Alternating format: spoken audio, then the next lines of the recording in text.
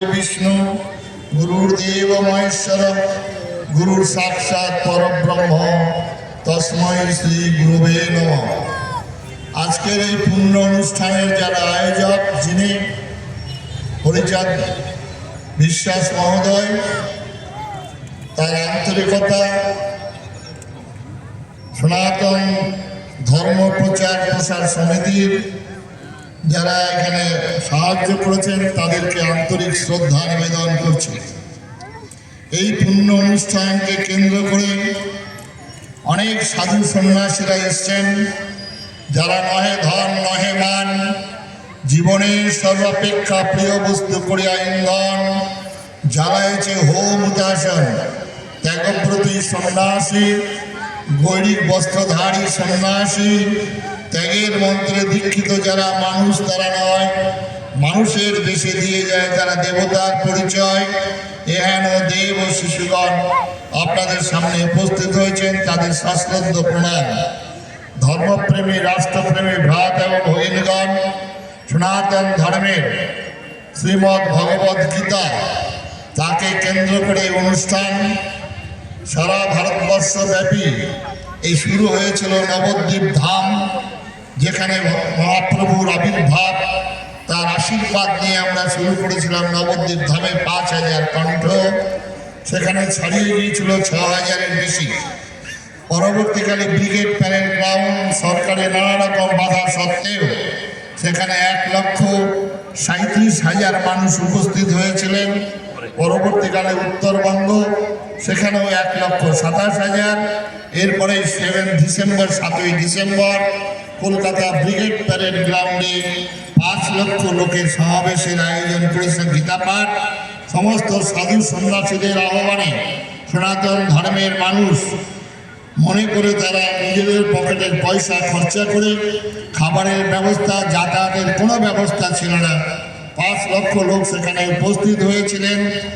এবং সরকারি রিপোর্ট অনুসারে সেখানে ৬,৪০,০০০ মানুষ উপস্থিত হয়েছিলেন। তাই গীতা পাঠের কেন্দ্র করে যে গীতা, শ্রীমদ্ ভগবদ্ গীতা আমাদের মন্দিরে থাকে, প্রত্যেকের বাড়িতে বাড়িতে থাকে, যে শ্রীমদ্ ভগবদ্ গীতা আমরা শ্মশানে পাঠ করি, যে শ্রীমদ্ ভগবদ্ গীতা কুরুক্ষেত্রের যুদ্ধে মাঠের মধ্যে সৃষ্টি হয়েছিল, শ্রী ভগবান উবাচ, আমাদের বহু শাস্ত্রগ্রন্থ আছে, কিন্তু এই কোনটা বন্ধ করে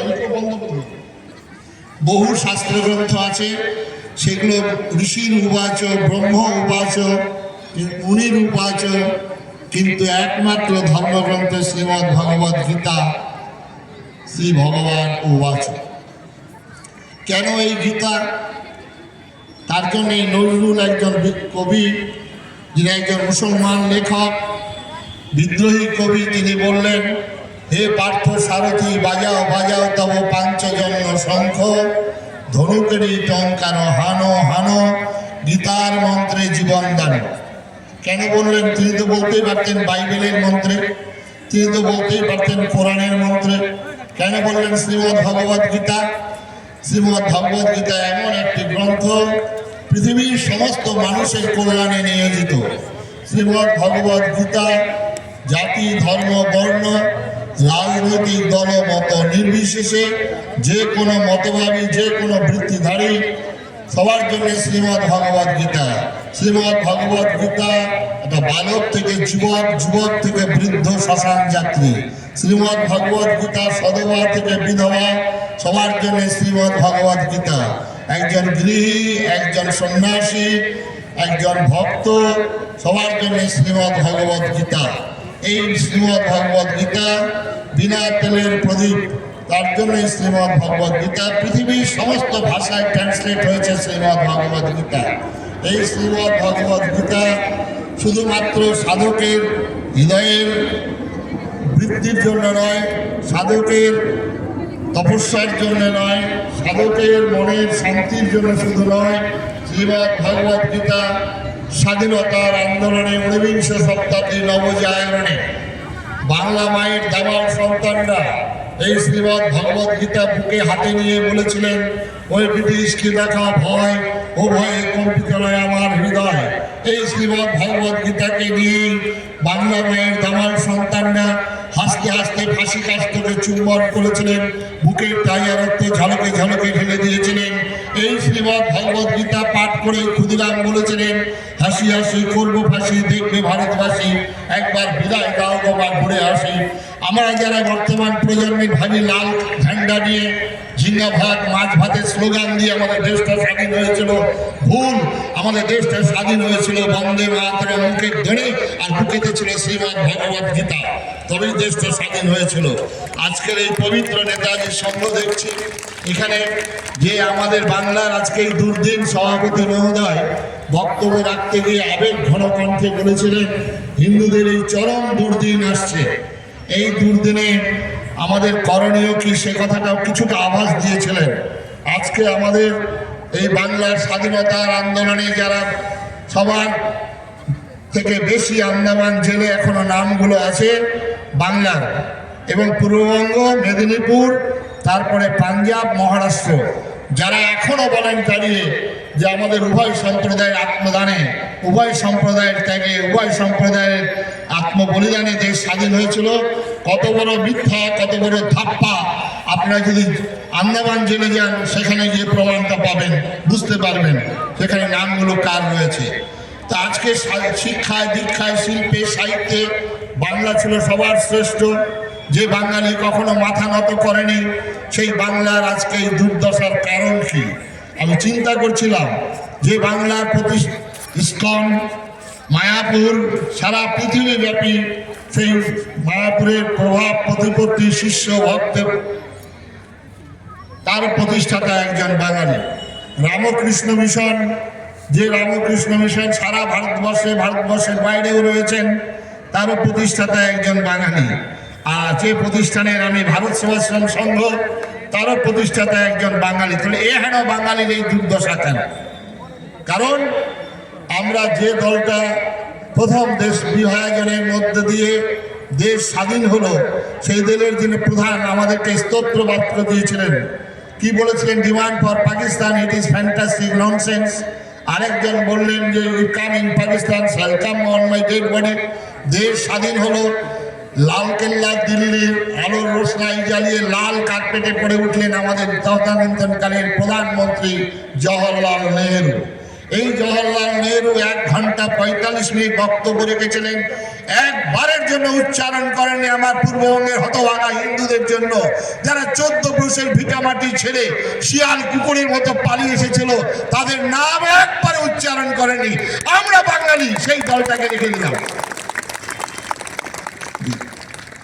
তারপরে যে দলটা সব থেকে বাংলার বাঙালি সর্বনাশ করেছেন, সেই দলটার কথা না বললে আজকে পাপ হবে।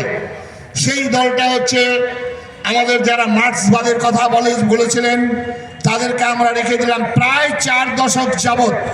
যে দলটা মরিচঝাঁপির ঘটনা, যে দলটা দণ্ডকারণ্য, যে দলটা আমাদের বানতলার ধানতলা, যে দলটা আমাদের ঘটনা ঘটেছিল আমাদের বিজন সেতু, যে দলটার জন্য সাইবাড়ি, যে দলটা শিক্ষা দীক্ষায় ধর্মে কর্মে সর্বনাশ করে দিয়েছে বাঙালি হিন্দু, আজকে আপনারা একবারও মনে করলেন না যে আজকে 14 পুরুষের ভিটামাটি ছাড়া মানুষগুলো, মরিচঝামের মানুষগুলো কি পাপ করেছিল, তখনকার ইতিহাস একবার খুলে দেখলেন না আপনারা? আজকে সেই পাপ ভোগ করতে হচ্ছে আজকে সমগ্র বাঙালি হিন্দু জাতিকে। আজকে পরবর্তীকালে যে দলটাকে আনা হলো, সেই দলটা তো আমরাও করলাম, সেই দলটা সবাই আমরা ভোট দিয়েছিলাম একটা জগদ্দল পাথরকে সরিয়ে দেওয়ার জন্য। আজকে সেই দলটার কথা একবার চিন্তা করবেন না? আজকে সভাপতি মহোদয় বলছিলেন সনাতন ধর্ম, যে সনাতন ধর্ম আজকে তার গুরুকে প্রণাম করার সময় বলে অখণ্ড মণ্ডলাকারম ব্যাপ্তং যেন চরাচরম যে সনাতন ধর্মের মানুষগুলো বলে মদ গুরু শ্রী জগৎগুরু, যে সনাতন ধর্মের মানুষগুলো বলে মদাত্মা সর্বভূতাত্মা মন্নাথ সর্বজগন্নাথ, যে সনাতন ধর্মের মানুষগুলো বলেন অখণ্ড মণ্ডলাকারম, যে ধর্মের মানুষগুলো বলেন অতীত কুলর কঠিনাং সপ্তদ্বীপ বাসিনাং, যে ধর্মের মানুষগুলো বলেন নম ব্রহ্মণ্য দেবায় গো ব্রাহ্মণ হিতায় চ জগদ্ধিতায়, যে ধর্মের মানুষগুলো বলেন সর্বমঙ্গল মঙ্গলে, যে ধর্মের মানুষগুলো বলেন অতীত কুলকটিনাং সপ্তদ্বীপ বাসিনাং ময়া দত্তেন হতয়ন ভুবন পুরাণ, যে দেশের যে ধর্মের মানুষগুলো একটা বিষধর সাপ কামড়ালে মানুষ মারা যায় সেই সাপকে দুধ কলা দিয়ে পুজো করে, যে ধর্মের মানুষগুলো ওই বনের হাঁসকে পুজো করে, ওই পেঁচাকে পুজো করে, ইঁদুরকে পুজো করে, ময়ূরকে পুজো করে, গাছকে পুজো করে, তারা সম্প্রদায়, তারা সংকীর্ণ। এখানে উদার ধর্মের মানুষগুলিকে আজকে পশ্চিমবঙ্গের একজন যিনি নির্বাচিত প্রতিনিধি তিনি বলছেন 70 ভাগ 30 ভাগ। আজকে আপনি চিন্তা করবেন না, আজকে পশ্চিমবঙ্গের দাঁড়িয়ে কোন সন্ন্যাসী কোন মঠের প্রতিনিধি এই ধরনের কথা বলতে পারে? বলেছে কোথাও? আমাদের সনাতন ধর্মের এই শিক্ষা দেওয়া হয়নি। সনাতন ধর্মের একটা শিশুকে শিক্ষা দেওয়া হয়েছিল অসত উমা সদ্গময় তমস উমা জ্যোতির্গময় মৃত্যুর মা মর্তঙ্গময় আবির্ময়েধি। এই সনাতন ধর্মের মন্ত্র, এই সনাতন ধর্মের শিক্ষা, এই সনাতন ধর্মের শিক্ষা যে বলছে সবার মধ্যে ঈশ্বর। তাই আমরা বলেছিলাম জগন্নাথ সহস্র শীর্ষা পুরুষের সহস্রাক্ষ সহস্রপাদ। আমাদের সনাতন ধর্মের আমরা ঈশ্বরকে বলেছি বিশ্বনাথ। বিশ্বনাথটা শুধুমাত্র পশ্চিমবঙ্গের জন্য নয়, শুধুমাত্র ভারতবর্ষে নয়, সমগ্র বিশ্ব ব্রহ্মাণ্ডের নাথ হচ্ছেন বিশ্বনাথ। আমরা মাকে বলেছি জগৎ জননী জগৎ ধাত্রী। শুধুমাত্র আমার আপনার মা নয়, সমগ্র বিশ্বের মাকে বলা হয়েছে জগদ্ধাত্রী জগৎ জননী। এই হচ্ছে সনাতন ধর্মের শিক্ষা। আর সেখানে দাঁড়িয়ে একজন বলছেন 70 ভাগ আর 30 ভাগ।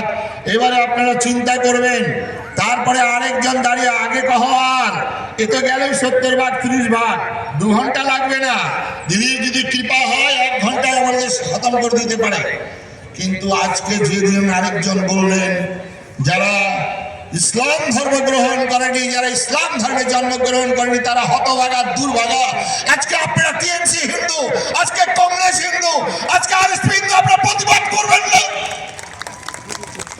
তাই সবার প্রথমে আপনি হিন্দু মতুয়া ভাই, হিন্দু সাঁওতাল, হিন্দু আদিবাসী, হিন্দু রামকৃষ্ণ মিশন, হিন্দু অনুকূল ঠাকুর, হিন্দু বালক ব্রহ্মচারী, হিন্দু ভারত সেবাশ্রম সংঘ, প্রথমে আপনি হিন্দু, তারপরে আপনি অন্য সব। তাই আজকের দিনে আপনি যদি হিন্দু বাঁচতে চান, হিন্দু বলে পরিচয় দেওয়া ছাড়া আর কোনো গতি নাই, আর কোনো রাস্তা নাই। সুতরাং স্বামী বিবেকানন্দের কথা আজকে সঞ্চালক, আমি যখন আসছিলাম তখন শুনছিলাম সঞ্চালক বলছিলেন যে একজন পাদ্রী সাহেব হিন্দু ধর্ম সম্পর্কে নিন্দা করছিলেন। স্বামী বিবেকানন্দ হিন্দু ধর্মের উদারতা, যে প্রথমেই বললাম হিন্দু ধর্মের বিশালতা তুমি জানো না, কেন নিন্দা করছিলেন? তাহলে স্বামী বিবেকানন্দ বলতেই পারতেন পাগলে কিনা বলে ছাগলে কিনা খায়।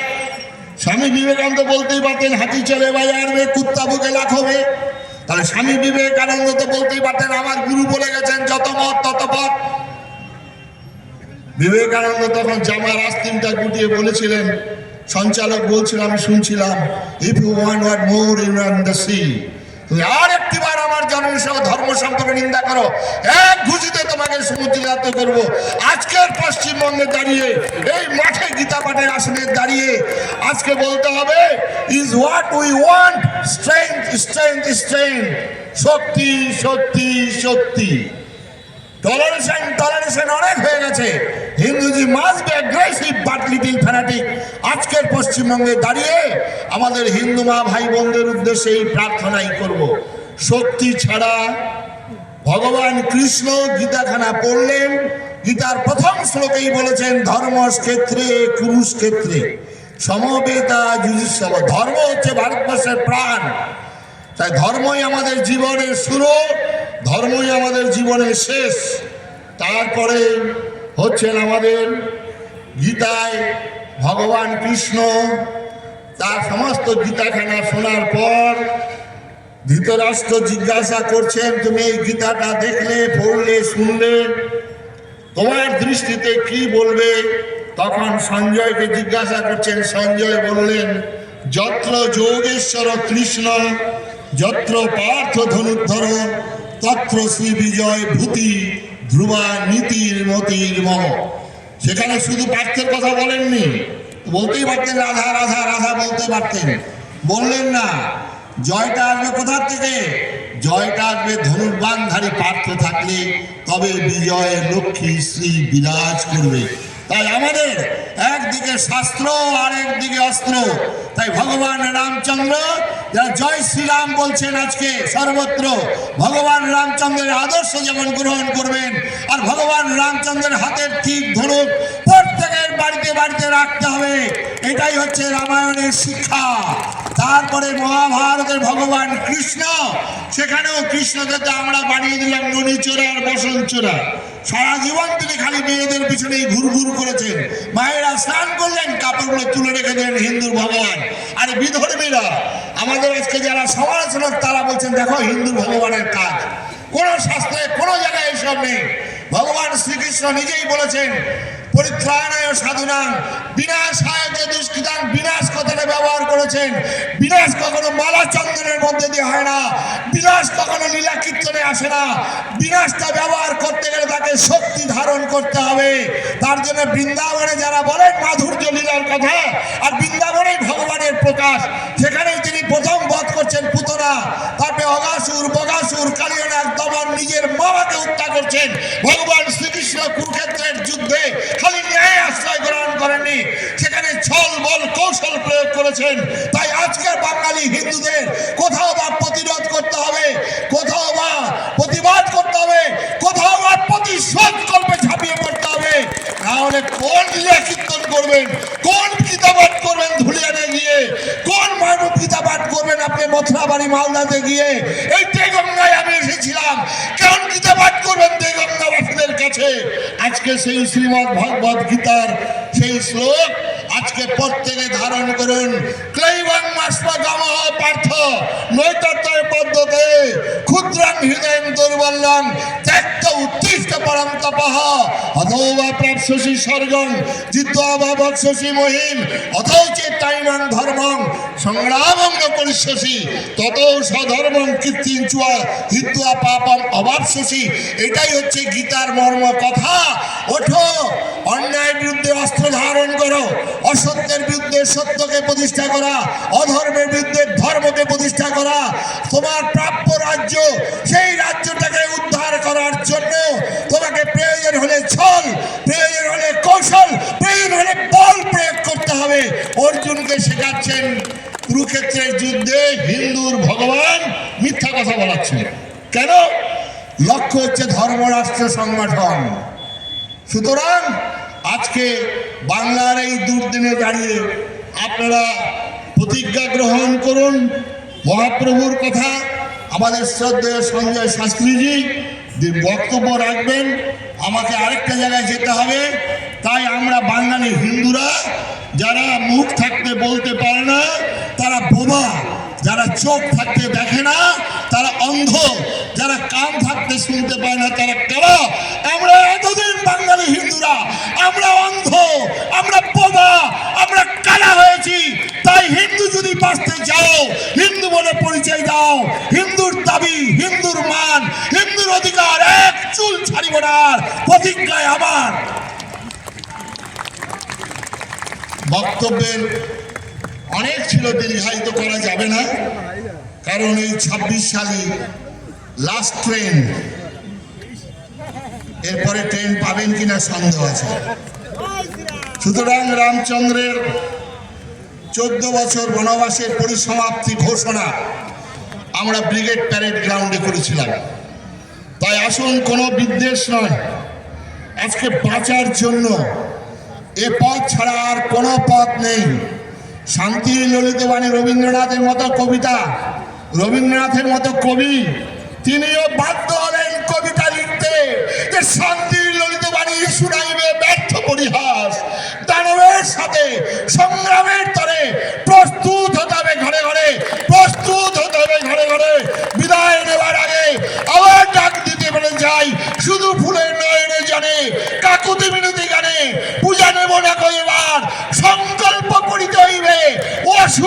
প্রতিবার, তবে হবে বাস্তব জগতে বাঁচিবার চির অধিকার। দুর্গম গিরি কান্তর মরু দুস্তর পারাবার, লঙ্ঘিতে হবে রাত্রি নিশীথ